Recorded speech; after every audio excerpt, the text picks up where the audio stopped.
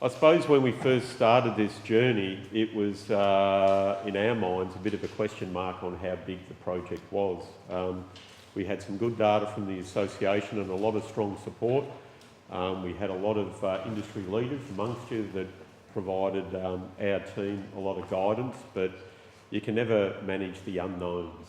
But from, I suppose, sitting back and seeing how the team operated, particularly the steering committee under Tyson's leadership, it's pleasing to see that the project worked really well. And about 3 weeks ago, we had a debrief with the survey contractor that's visited all your properties, and he was ecstatic. He said that the majority of people welcomed him to their properties.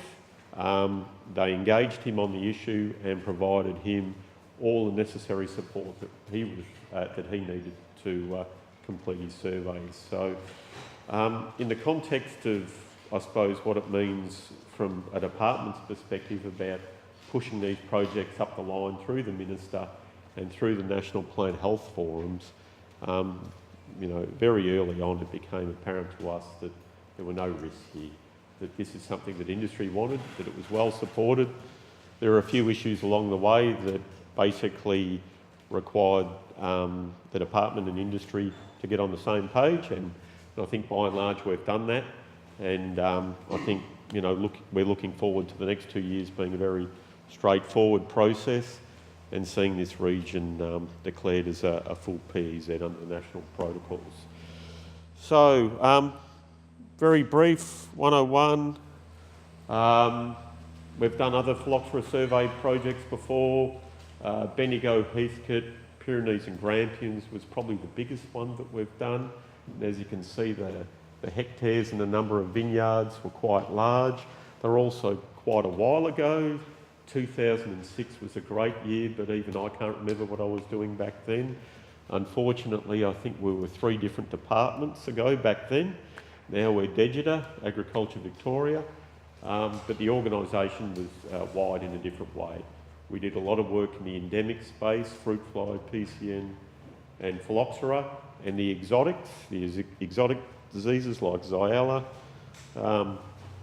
We did a bit of work on, not a hell of a lot. Now, through changes in national policy, we do a lot in the exotics, and in the endemic space is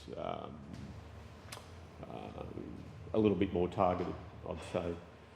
So basically, early days, our focus, as Tyson said, was on the western side. Part of it was to support trade into South Australia. The other part of it was in that part of it, or that neck of the woods outside of Pyrenees and Grampians, there weren't a lot of plantings, so it was easy work to do. It wasn't intensive from the perspective of going into Bendigo and Heathcote, which we did pick up on, or Mornington, but probably the most challenging thing about getting these PEZ programs across the line is engaging the national plant health regulators and getting their support for the project. So if we started simple, we broke the ice, we kicked some goals, and that's where we've got to so far. So we've basically got the Western PEZ, which is basically everything in green, which was our clear strategy to start with, and now we've got Mornington, which will be recognised as an interim PEZ for the next couple of years, subject for achieving full PEZ status.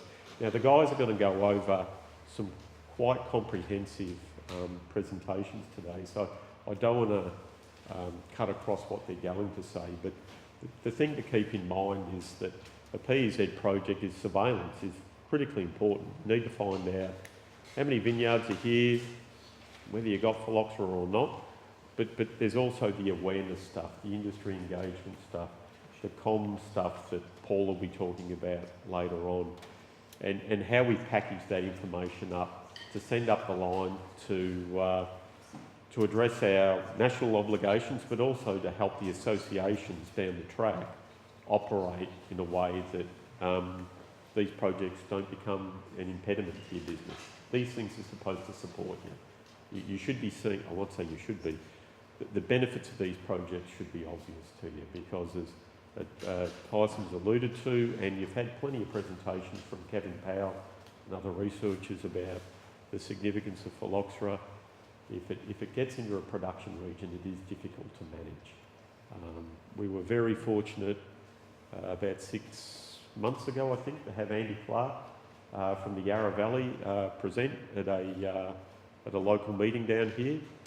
And I think, you know, as Andy alluded to, they're doing a very concerted effort in trying to manage the impacts of phylloxera in the Yarra Valley, but it's a hard thing to manage. Hence, if it wasn't hard, it wouldn't be a biosecurity issue and we wouldn't be here. So I won't keep going on. I think I've had my time.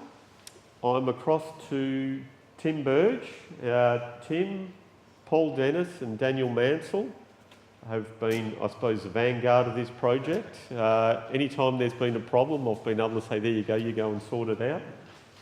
I think they've been a strong support to the steering committee, and really it's been their baby and I've just sat in the back seat. So I'll leave it over to you guys.